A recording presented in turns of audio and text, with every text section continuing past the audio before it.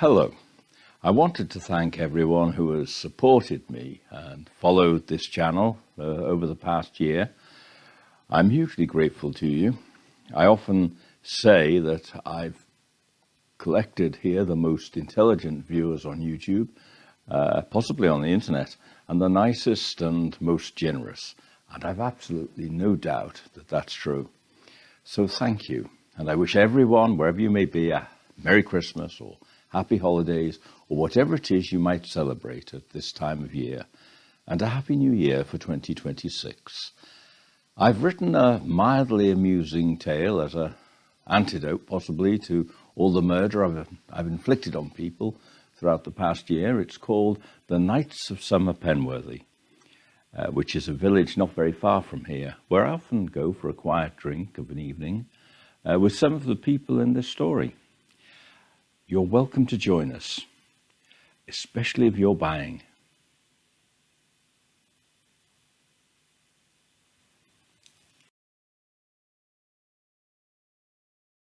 His Majesty the King of Bohemia's visit to Summer Penworthy was a low-key event, without any of the pomp and ceremony one usually associates with the visit of a reigning monarch.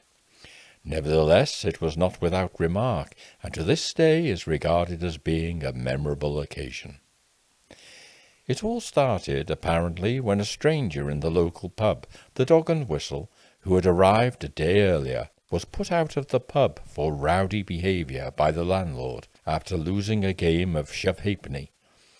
This stranger, a nicely dressed gent, found himself sitting in the road outside. Now naturally this occasioned a great deal of mirth from the revellers that evening, the men of Summer Penworthy being blessed with a belly-aching sense of humour, particularly when misfortune afflicts someone else. In fact, they came outside, pint-mugs in hand, to revel in the spectacle of the stranger sitting in the dirt. The man was soon on his feet, and shrugged off their laughter, dusting off his jacket as he did so. "Well, this is a nice thing," he said, hitching up his trousers to his ribs with dignity. "A nice way to treat a visitor, I must say," he concluded, which only seemed to increase the jollity of the company about him, who were leaning in to catch such comedic morsels as might reach their ears. "It's a black day for Summer Penworthy," continued the visitor severely, "for all of those who have not recognized me. Royalty in their midst." He glared round at his tormentors. This only had the effect of doubling the villagers' enjoyment of his misfortune, thigh-slappingly so, except for old Jem Martin, whose sudden expostulation had caused him to eject his false teeth, and who was now anxiously scrabbling in the dirt to retrieve them before someone stood on them. The stranger, now high upon his dignity, surveyed his merry abusers with distaste. "You didn't recognize me, I can see," he said admonishingly. "I wonder what the King of England will think of that." This caused one or two of those present to pause. "What do you mean?" asked Henry Courtenay. "Do you not read the papers?" the stranger inquired. The men looked at each other carefully. "Can any of you read?" sneered the man, his hands now on his hips. "Course we can," said Henry Courtenay, cautiously. "Some of us, anyway," he added as an afterthought, looking particularly at Bert Webster, the chimney-sweep. "And yet you say you don't know me." The stranger gave a short bark of contempt and shook his head. The men looked at each other again, and then with narrowed eyes at the stranger. "Well, you look a little familiar," said old Toby Jenkins at last, not wanting to seem as ignorant as the others. "Do I?" demanded the stranger. "Oh, well, how come none of you is bowing down before me? Tell me that." The men were lost. "Why should we do that?" inquired Bob Sims, the village postman, who for some reason liked to stand on one leg. This query was met with a short, dry laugh by the man. After a further silence, he said, I suppose you're all Republicans, aren't you? Those treasonous devils who will not bow before king or country." It was a harsh accusation, and there was now a righteous stirring among the menfolk of Summer Penworthy, who regard themselves as patriotic, loyal to king and country. Some said so. "Well then, let me inquire this of you, if I may be so bold," said the man, who admittedly had a nice way of speaking. "Would you treat your king's greatest friend, his cousin actually, King Tom of Bohemia, in such a fashion?" "No," said Job Findlay, "we wouldn't. But what of it?" "What of it?" exclaimed the stranger. "You did not recognize me as King of Bohemia, here in your midst, incognito, as you might say, for a secret meeting between our two countries?" It can easily be seen how the men, mortified, became shamefaced.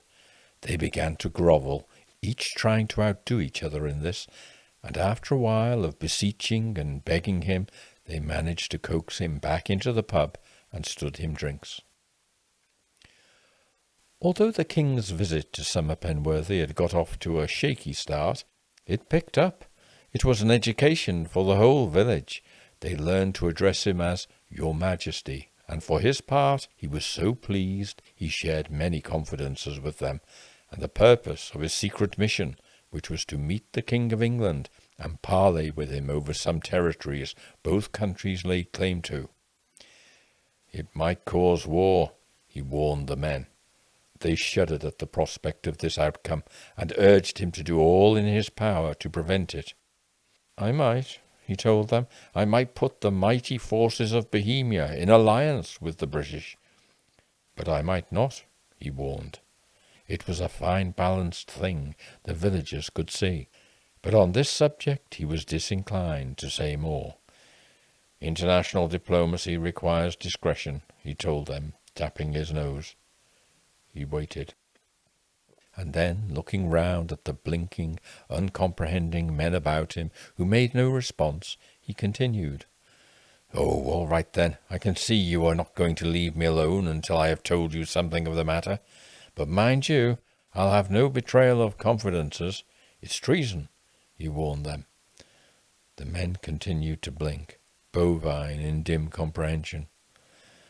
King Tom informed them of the many occasions he had saved Britain from war. "3 times I have had to intercede to prevent war between our two countries, saving Britain from the mighty Bohemian armies."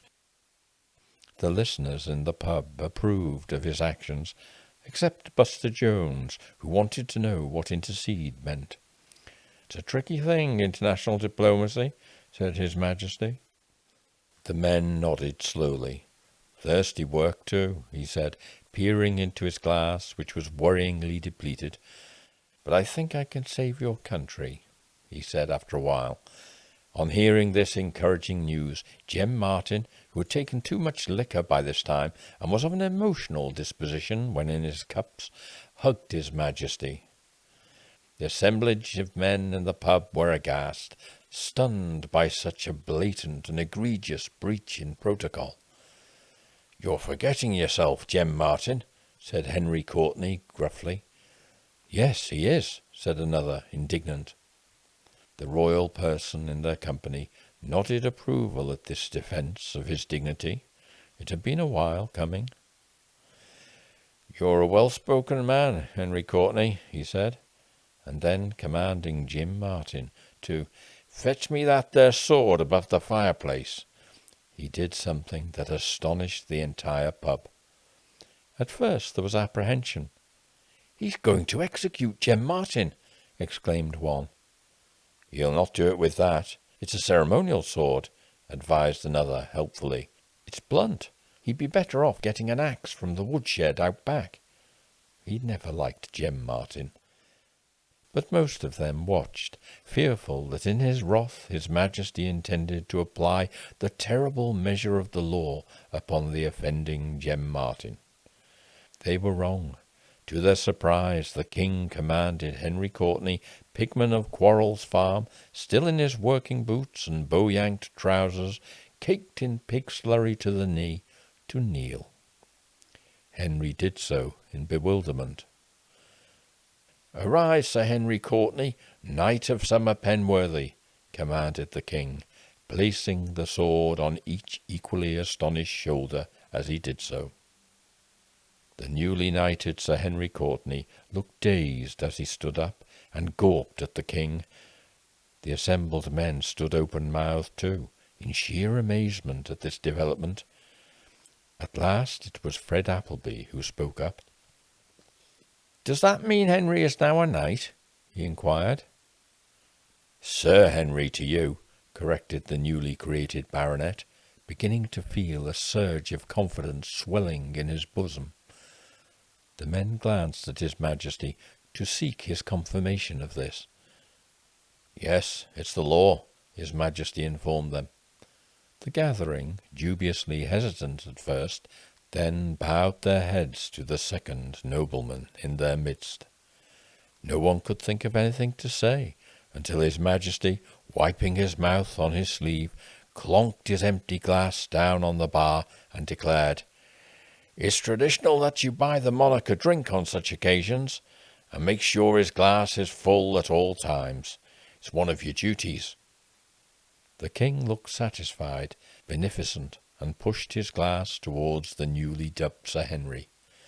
Sir Henry looked at the glass, and took it with only a little reluctance. "And everyone else's too?" inquired an eager Bert Wheeler. "No," said his Majesty. He was, thought a grateful Sir Henry, quite firm on this point.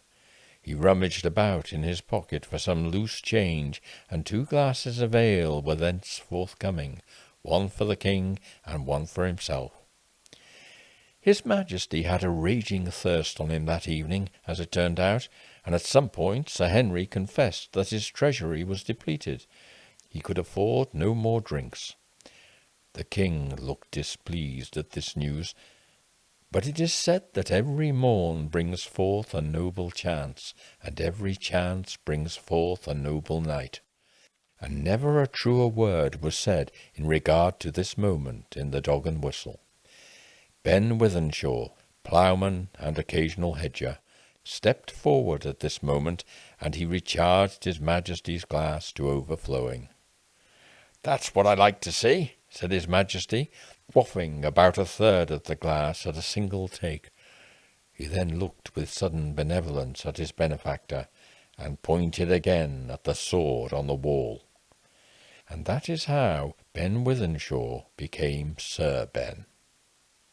3 other men won their spurs that evening in the Dog and Whistle, after rendering services to his Majesty which involved furnishing him with pints of ale.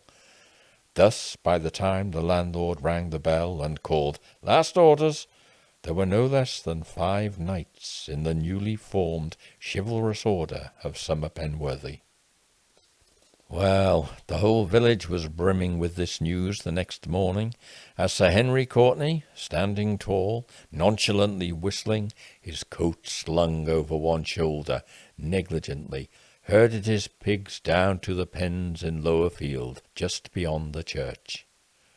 "Morning, Vicar," he hailed the Reverend J. Simmons as he passed by the church-lit gate, where his reverence was changing notices on the notice-board.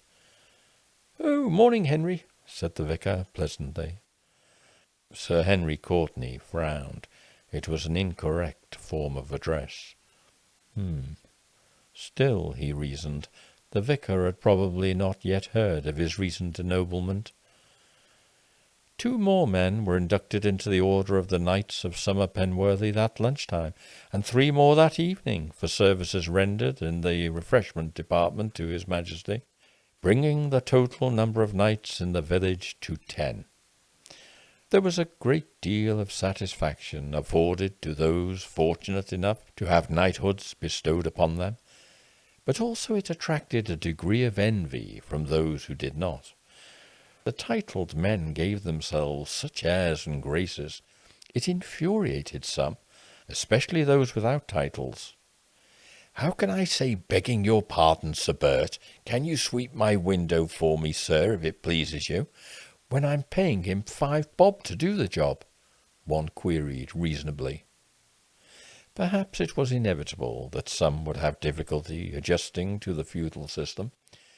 Though such experiences were rare enough at first, they grew, and this animosity had increased by the weekend, when the number of men knighted was counted by 3 men. It took 3 because they only had 10 fingers each, and found to be no less than 30.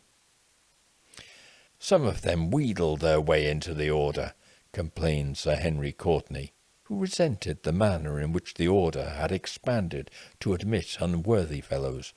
He had liked it best when it was just himself and his Majesty, and said so, but to no effect. In fact, by the time he left the pub that evening, somewhat disgruntled, the ranks of the order had swollen to 35.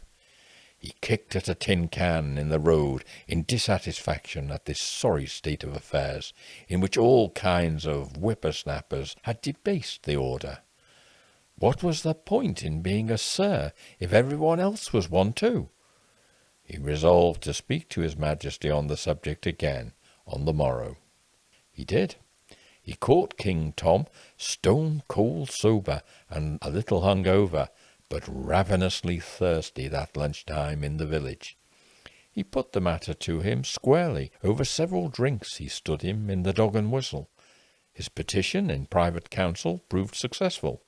His Majesty was persuaded, and raucously he sealed the matter with a ribald song, which he swore was the national anthem of Bohemia, but which sounded very much like "Bessie was a big girl."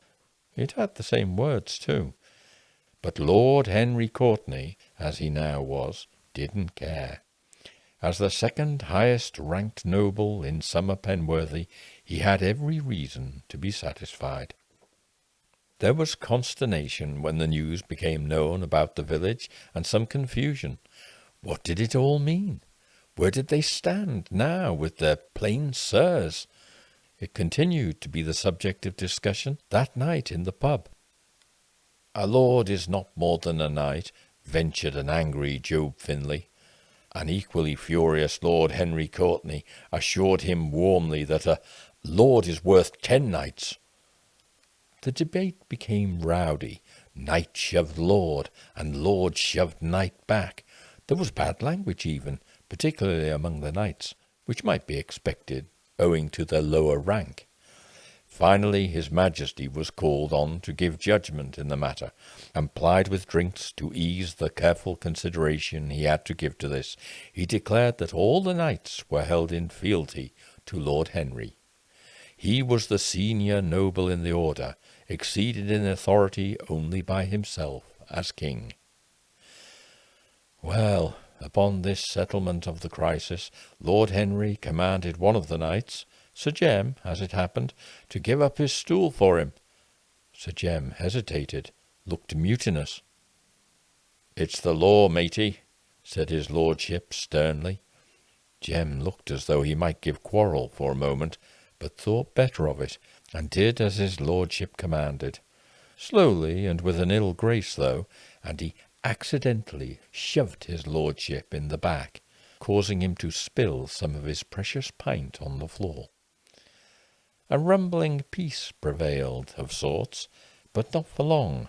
Within 3 days, it is astonishing to report, there were no less than 3 lords in the pub, and they had all the knights in the pub running around after them, tugging their forelocks, swearing oaths to them, sometimes just swearing, except Harry Wardle, who was not blessed with a forelock, and had been quite bald since the age of 26.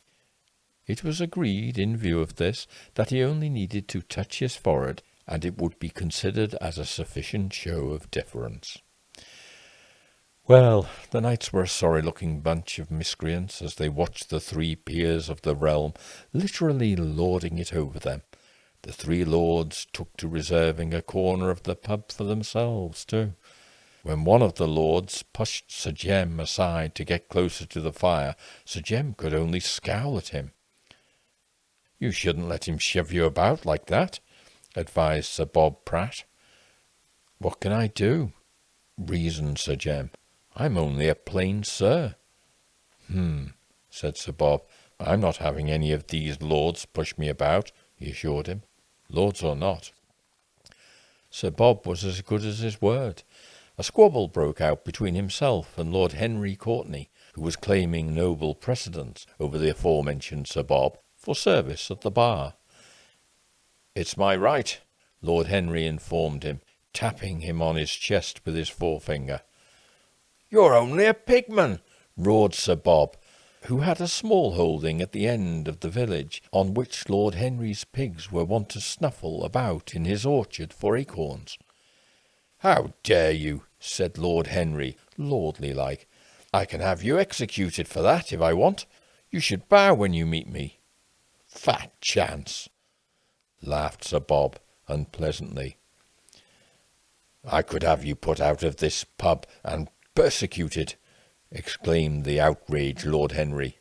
"Try it," sneered Sir Bob, jesting up to him. It would have come to blows had not the king convened a special court to adjudicate the matter. Sir Bob Pratt, it being only a week after the local fair, at which he had done rather well, bought the king 4 pints of ale to aid his deliberations. Alas, Lord Henry was out of luck that week, having been forbidden by Lady Courtenay to spend any more money buying pints of ale for the king. The king's deliberations were plainly going Sir Bob's way, and he declared that if Lord Henry had exhausted all his arguments, and his treasury, he hinted broadly, and had nothing further to offer the king, he was minded to declare in Sir Bob's favour. Lord Henry could only stand there, disconsolate. His Majesty was looking over his shoulder. "Done!" he called out merrily, as he spied another pint, brimming with froth, approaching him in the outstretched hand of a beaming Sir Bob. "We have a winner!" declared his Majesty.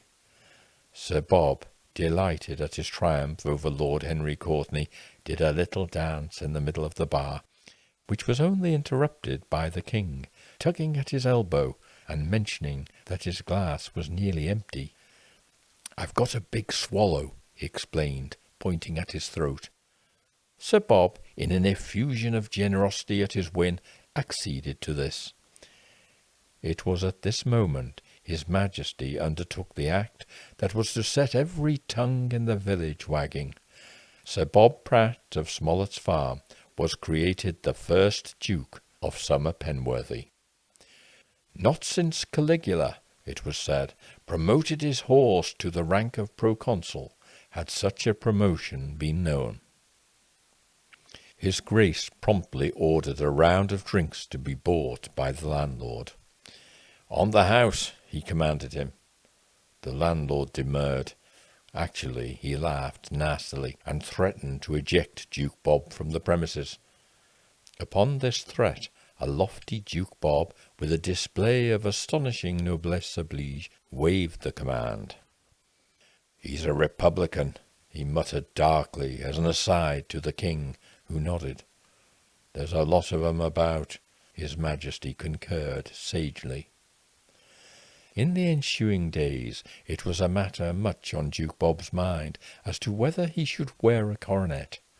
If he did opt to wear a coronet, as was his right, should he wear it only on his visit to the pub, or going about his business too, he wondered. His wife, the Duchess Molly, seemed wholly disinterested in the matter. In fact, she wasn't really listening.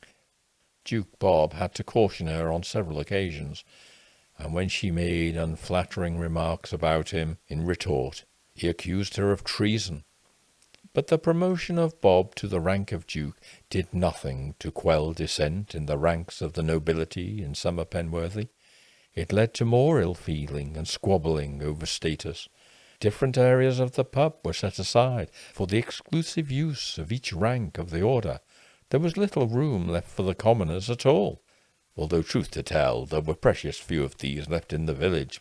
Everyone had a title of one sort or another by now, it seemed.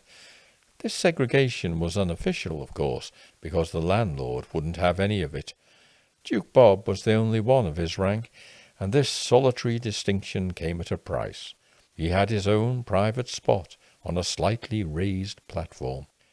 He soon grew tired of it, because it meant he spent most of the evening on his own, straining over a low balcony to hear what their lordships were saying about him.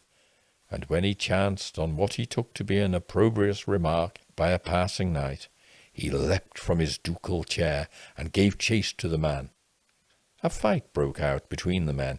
Others intervened, and all manner of feudal protocols were breached during the affray. In no time at all, the various tiers of the order were in open warfare. Rebellion, the lords called it. Unfair, his grace called it. "It's a bit like jousting," suggested Sir Jem enthusiastically, from a vantage point of safety, hiding behind a screen. Well, perhaps, but few agreed with this assessment, least of all Duke Bob, whose knight, Sir Peter Jenkin, at this moment had his Grace's head under his arm, and was pummelling it with his free hand for all he was worth. Peace was at last restored when the landlord called the local constabulary in. P.C. Alfie Rowbottom arrived, and was surprised to find so many noblemen brawling in the local pub. The next morning a chastened group of men, quite sober I understand, and constituting nearly half of the nobility of Summer Penworthy, were up before the beak. Colonel Prothero, J.P. Jem Martin attempted to persist with his claim that his actions in hurling a bottle at someone were akin to jousting, in which the aristocracy often indulged, when he was asked to answer a charge of disturbing the peace. "Quiet, man," said Colonel Prothero. Jem nodded to himself, smiled knowingly. "See," he thought to himself, "he's got no title, has he?" The men were fined and bound over to keep the peace. Strangely, the king's visit came to an abrupt end that very day, following an interview with P.C. Alfie Rowbottom. Without any of the ceremony with which such visits are usually terminated, he left. He just disappeared. No one knew what had become of him. The King of Britain did not turn up to see his cousin. People wondered. Perhaps the diplomatic spat between the two countries over those distant territories he mentioned had got suddenly worse. In any case, he was never seen again. There was nothing in the papers about the King of Bohemia or his visit either, because the men looked. But then it had been a secret. But a small article appeared in the Chipping Wembury Echo some weeks after the hue had died down, in which a rascally sort of man called Tom Price Bottomley got 12 months at the assizes for selling bogus titles in Lincoln. Some thought a blurry photo of the man in the Echo bore a striking resemblance to the King of Bohemia, but Duke Bob, who was now the most senior member of the Order of Summer Penworthy, ruled that it was nothing like him. That settled the matter.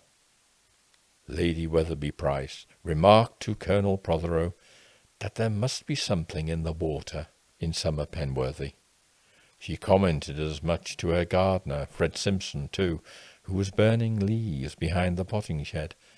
Of course, he hadn't the heart to tell her he was actually an earl himself, and therefore her superior in rank. After all, she paid him 20 quid a week for tidying her garden, and he had no desire to put this stipend in jeopardy. The men of Summer Penworthy continued to use their titles for some months after the king's departure, but they had to do it secretly, because the landlord threatened to bar anyone who used the title from the Dog and Whistle, and eventually they fell into disuse. When one appeared before magistrates on a poaching offence, he tried to insist the bench referred to him by his noble title, but the magistrate told him to stop talking nonsense, or he'd give him 6 months for contempt of court. After this, the men began to wonder. The men of Summer Penworthy consider themselves to have a higher intelligence than the men of most English boroughs, and they may be right. In any case, some even began to ask if King Tom really was a fully bona fide king. This was, as his Grace, Duke Bob Pratt, pointed out, a treasonous assertion. But people in the bar were quiet for a long time and sipped at their pints thoughtfully. A few months later, when there was trouble in the Dog and Whistle, Colonel Prothero phoned Superintendent Bligh. "We don't want a repeat of all that nobility nonsense," he said. "Best get a man down there." Bligh agreed. He called in PC Alfie Rowbottom. "Better get down to the pub and sort things out, Rowbottom," he told Alfie. Alfie hesitated. He was thinking.